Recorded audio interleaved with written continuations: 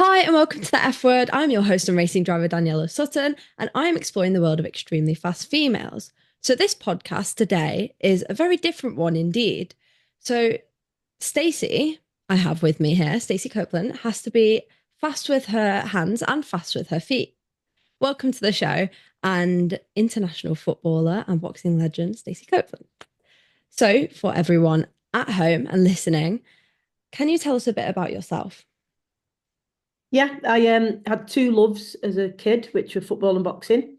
Um, Football, there were very few opportunities for girls back then when I was playing football, because although the ban on women's football had been lifted, the FA didn't recognise girls and women's football until 1993. So when I was at primary school, it was really difficult to get the opportunity to play. So it was just me and all the boys at school.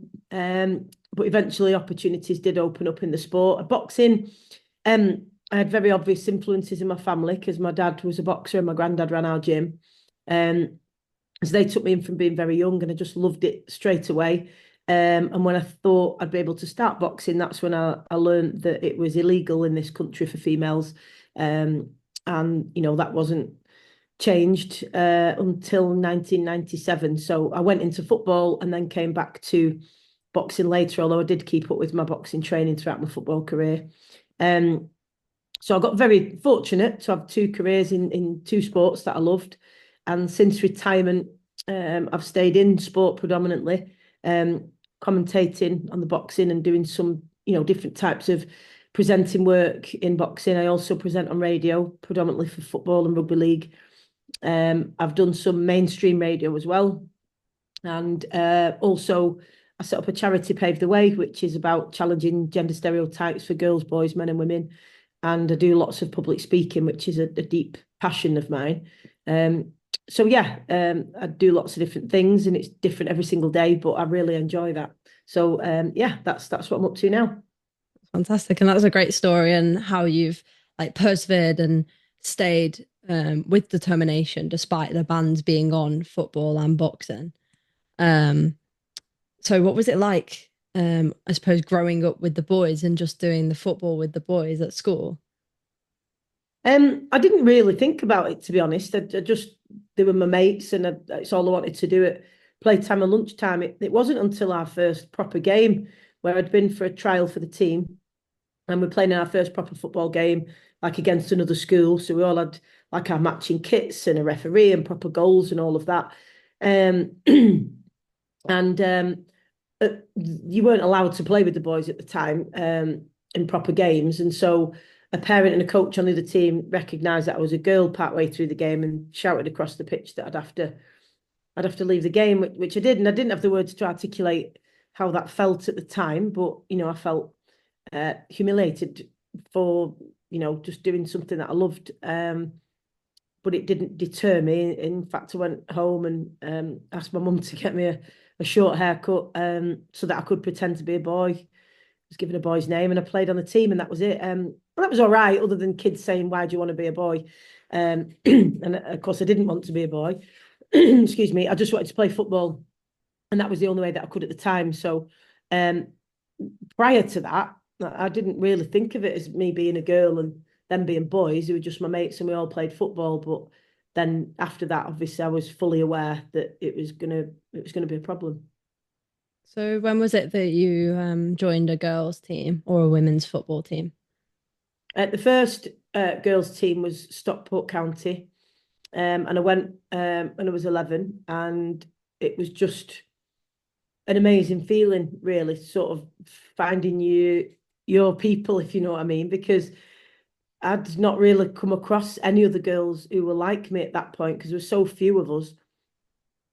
So to walk into that sports hall the first time, it was indoor training because it was a winter, and it was like just a real eye opener that here was all these other girls of around about my age who were all talking about the latest Adidas Predator football boots and who the favourite players were and what types of shin pads they like to wear and all of that stuff. And I was like, oh my God, they're just like me. And um, I think it was important really to feel Well, very important to feel accepted by other girls who were all the same as me. It was great. It's fantastic. And I suppose in racing and motorsport now, there's the F1 Academy. As there's such little females in motorsport, the F1 Academy, for everyone who doesn't know at home, is an all females racing series aimed at getting the best female competitors from all around the world globally and placing them in front of thousands on TV, millions on TV, um, and promoting them to hopefully get a first female F1 driver or multiple female F1 drivers, even. Um, so I suppose it's the same or similar for me. In karting, I didn't really grow up with um, any like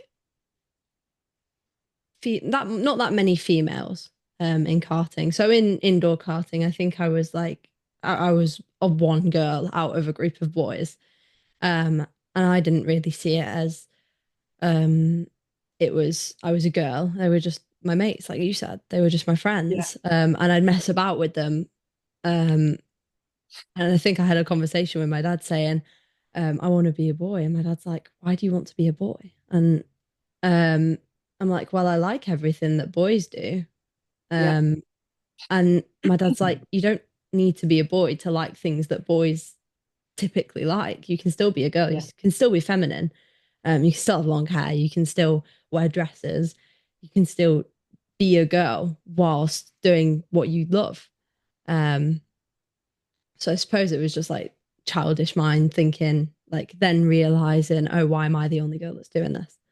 I don't think Um, it's a childish mind, to be honest. I think you get lots of adults who, I've been asked lots of times, why do you want to box when you're a woman? Why do you want to be like a man? That's the things that have been said to me by adults. So I think it's not childish. I think it's our conditioning that we just associate certain careers, hobbies, attributes, characteristics sometimes with being male or being female. And if you're a male and female who sort of challenges that gender stereotype and doesn't fit in with the so-called norm, then people question you. And it's a real shame. Stereotypes exist for a reason because they tend to fit the majority, but it's not the whole story.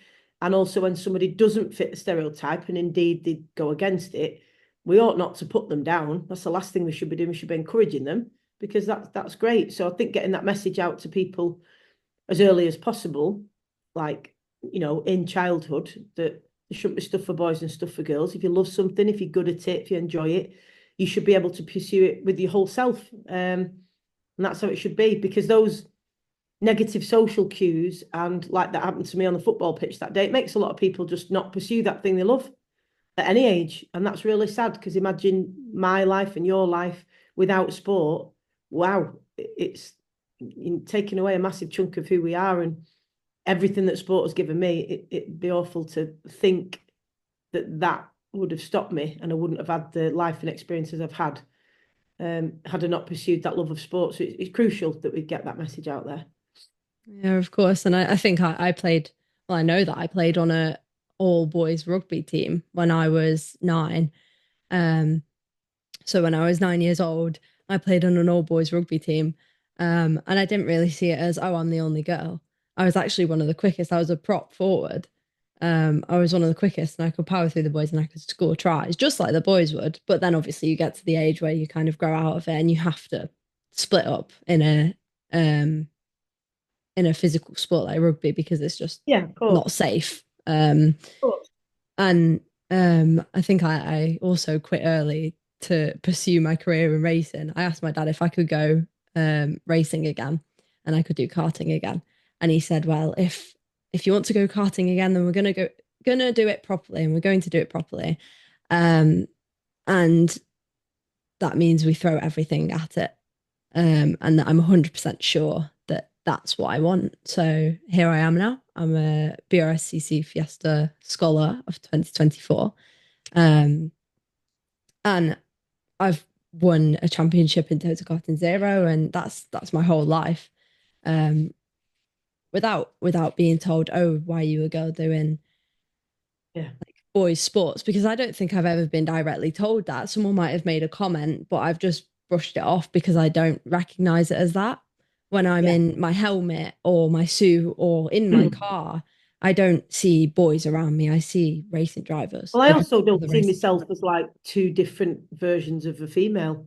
Yeah. I don't see, when people say, oh, about being both, whatever that means, that like when whenever I was like sparring, so I'd have my head guard on, like my gum shield, obviously whatever training kit I was wearing, my gloves and whatever, and I'd be, you know, swapping punches with whoever I was sparring with.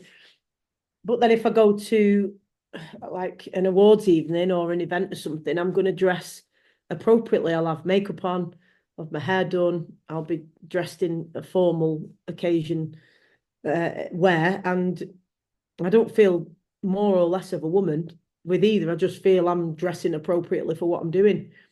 Men don't have to be both. If you're a professional footballer as a male, and then you go to like some football awards and they're dressed up smart in a suit, they're not two types of man, are they? Mm. So we don't cease to be real women when we're doing sport. And then when we put a dress on, it's like, oh, now you qualify again as a woman. No, you're still a woman. You just happen to love that sport. Yeah, and with motorsport, it's just ratios. I think I explained this in a different podcast. It's just the amount of females that are in the sport is a lot less than the amount of males. So once you whittle it down from talent to money to who's got the drive and everything, you've got like one female to thousands of males. And then those thousands of males are more likely to get to the higher echelons of motorsport, like Formula One. Um, but I hope that I can do that. I can get to the higher echelons of motorsport, even in Formula One.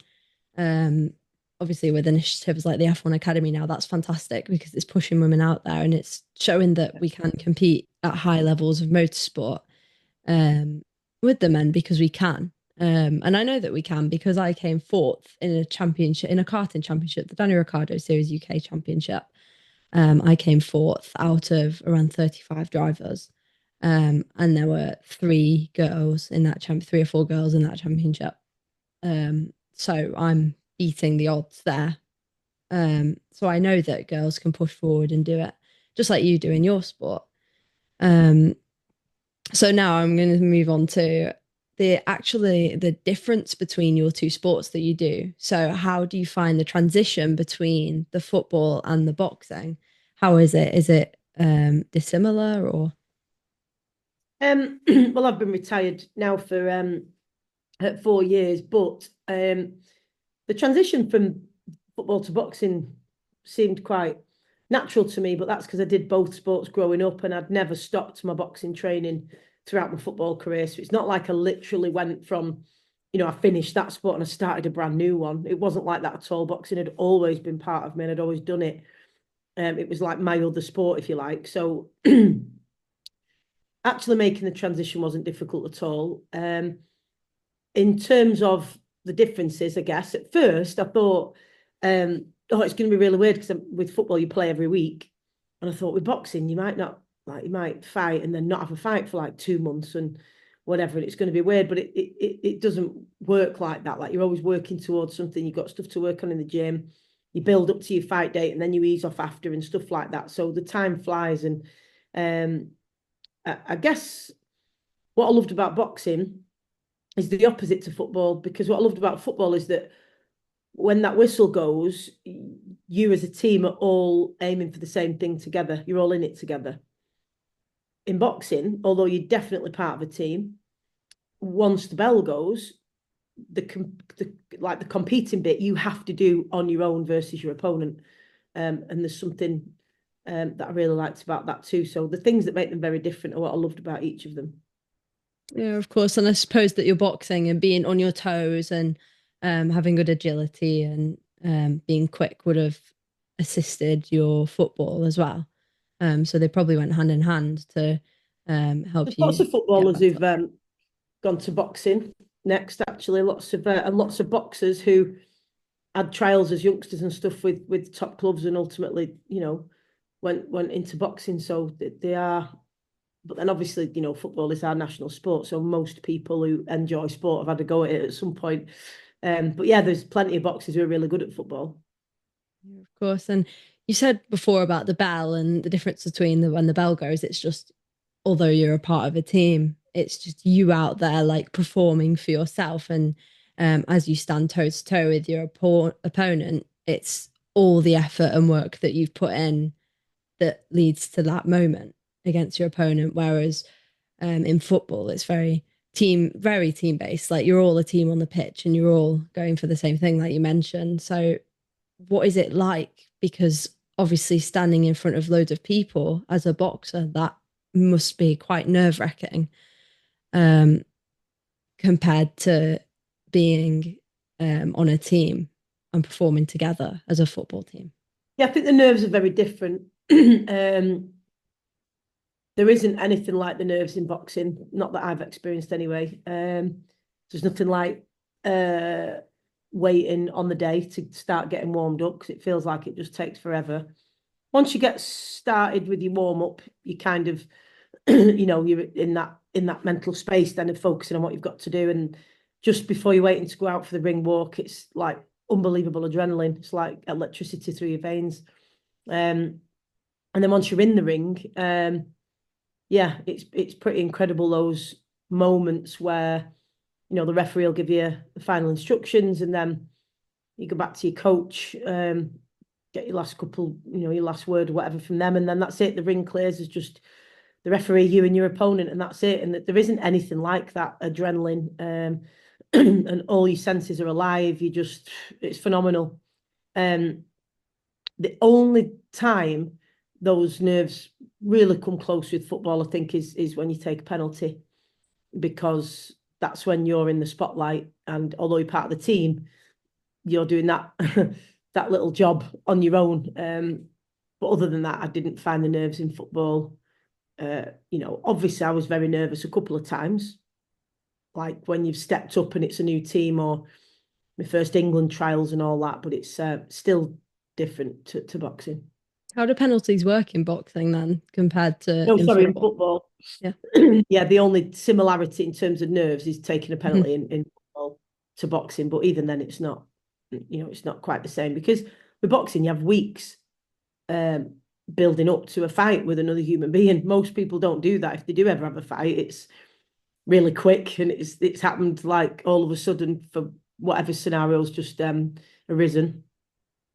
And it's your brain's job to try and talk you out of doing that. Of course, your brain's main job is to protect you, isn't it? Yeah. So it's supposed to like tell you, no, don't go in and have that fight. So yeah, the nerves and the mental side of it need to be understood and managed and channeled in the right way. Otherwise, they can get the better of you. So boxing's a whole different beast to football, or it has been in my experience anyway. Obviously, I've only really done racing growing up. Obviously, I had a few years where I played rugby. Um, but racing has been my whole life so far. Basically, for as long as I remember, I've been racing, or karting, or in some sort of engine powered vehicle. Um, so I suppose that's similar for you. You've probably all your life you've probably known that you've done your sports, and that's what you've enjoyed. And that's what I enjoy about racing is it's a part of me. It's a part of my personality. It's everything I have, basically. Like I have other things, but it feels like that racing is honestly my world. And that's probably definitely similar, or was similar for you. Yeah, Um, 100%. so obviously this is now a difficult question to answer for most of us, as most of us have never competed in two different sports um, at the top level. Never mind just in one sport at the top level. Um, so what means more to you, being in the ring or winning on the pitch? Um, I don't think it works like that, does it? That's like which child do you like best, It it's just a different experiences, but the same kind of love. So it's just Uh, that's like how I feel about the shared love. sports that I've been part of. When football was my sole uh, passion and career, I fully immersed myself in it, and it was everything. but boxing was the exact same. Oh yeah, that's quite interesting because I feel like if I asked some people, they'd probably prefer one sport over the other. Mm. Um, but yeah, I definitely understand where you're coming from. It's like if someone asked me, what do you prefer, karting or car racing? I'd say, well, at the moment I'm doing car racing, so I really enjoy that. But I really enjoyed both of them. Yeah. Because I started in karting. I have tires right next to me. I have a tire. So I still have karting tires in my room from when I did karting. And I learned so much from karting that I now carry into car racing with me.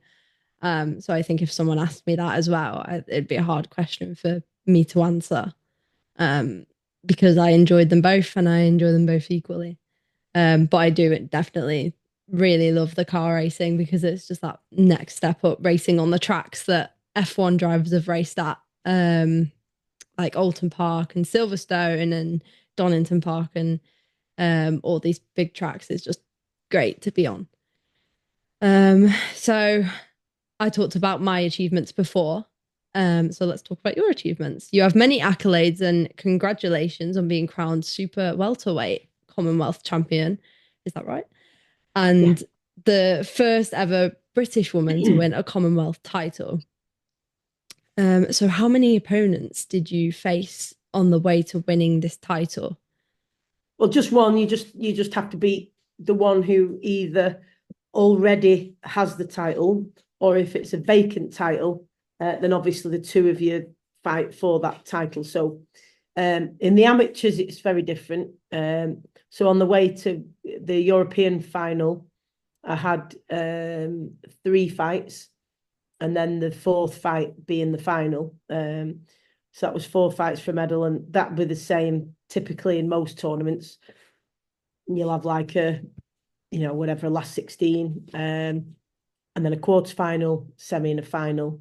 Maybe more if there's more entries, obviously. So yeah, in amateur tournaments it's quite different, but in professional boxing, you might have an eliminator sometimes for a title, but even so, when whatever title's on the line, you get one shot. It's you and that other opponent on that given day.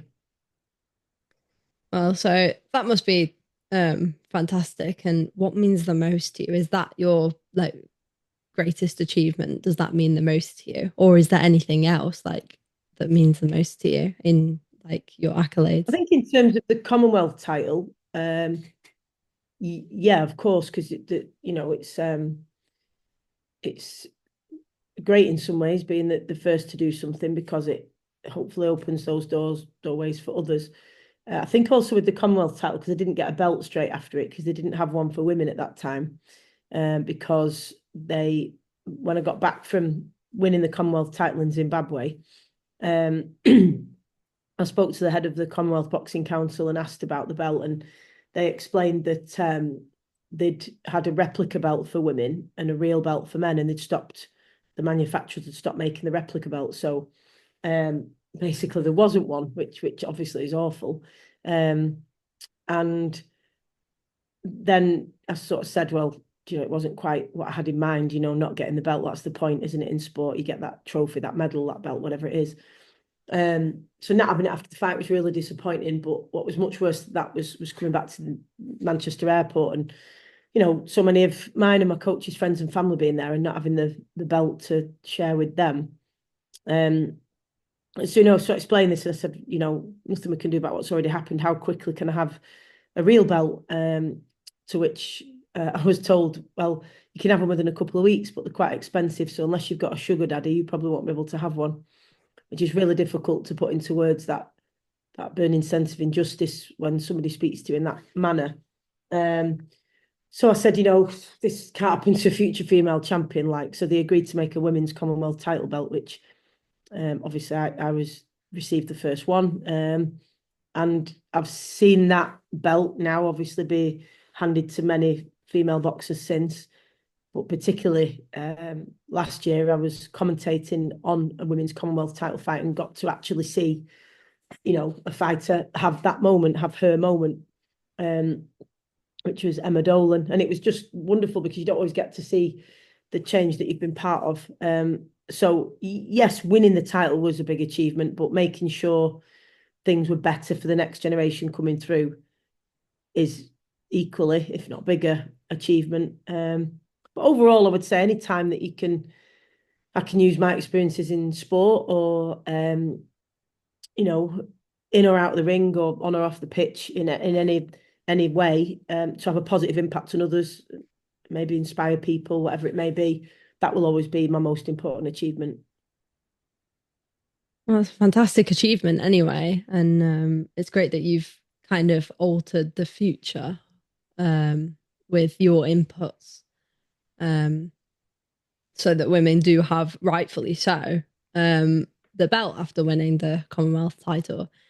Um, so with boxing, we talked before about like the preparations, like you standing there after preparing for like months, maybe after going 2 months without um, fighting someone. Um, so in motorsport, we practice a lot and as much as we can before a race weekend. So we go on test days, track days, we do sim work. So on race simulators and we study the track, we watch videos, we do everything. Um, so can you talk to us and everyone at home and me a bit about like what you do pre-fight and like what you do for your training and do you study your opponent?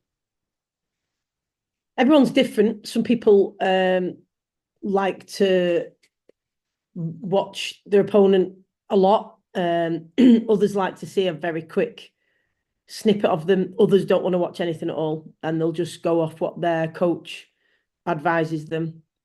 So everybody's different in that way. Then in terms of preparation, I mean, I had my dad as my coach as an amateur, and then Blaine Eunice as a pro, and they both worked very similarly, to be honest. So I was clear on the training program. I trusted in it. You know, in both cases, I was in really, really good shape for my fights. I always made weight. I've never ever missed weight once. So I think doing that right is really important, particularly when it comes to protecting your brain as much as you can. Certainly dehydrating your brain is not best for when you're going to take blows to the head. So I took that very seriously and I was disciplined with it. And your training, you have to dig deep. You want to push yourself mentally and physically to the limits because that is likely what's going to be required to win a fight or even get through a fight if you've got a really tough opponent who's much better than you in terms of more experienced or just better technically, whatever. So I think the more you can replicate that in training, the better. Well, obviously, like as a racing driver, that I can relate to that like a lot. That we put everything into it and we push ourselves beyond our limits in testing, and we find our limits. Whether that means you go wide at corners, or you spin, or you go onto the grass, you're still finding your limits and the limits of your car, um, and pushing the boundaries as much as possible to get as much as possible out of yourself and out of the car as well, and trusting in the coaches that we have. So we have driver coaches that sit in with us, and data coaches that go through data analysis for each corner and everything, for the telemetry and everything. So I suppose it's quite similar with your coach. You trust in them. We trust in our coaches that they know what they're talking about. And they definitely do because they've been racing for a lot longer than we have. But they're shaping our future just as you shape the You've future also got of to have different though women. the coach that fits best with you because Yeah.